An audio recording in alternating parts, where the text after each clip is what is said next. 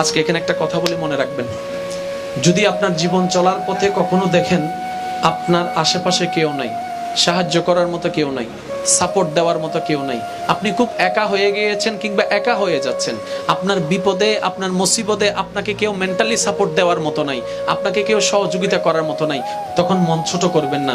তখন বুঝে নেবেন আপনার আল্লাহ আপনাকে বুঝাই দিতে চাচ্ছেন এই দুনিয়া কত বড় স্বার্থপর। আপনার আল্লাহ আপনাকে নিজের দিকে ডাকতে চাচ্ছেন যেন আপনি রহমানের দিকে চলে যান, রহিমের দিকে চলে যান, রবের দরবারে চলে যান। আপনার মন যেন এটা বুঝতে পারে যাদের জন্য করি আসলে কেউ আপন নয়, আমার আসল আপন আমার আল্লাহ। এটা যেন আমরা বুঝতে পারি প্র্যাকটিক্যালি ভাবে। সেজন্য এরকম সিচুয়েশন হয়েছে, এরকম সিচুয়েশনে কখনো মন ছোট করবেন না।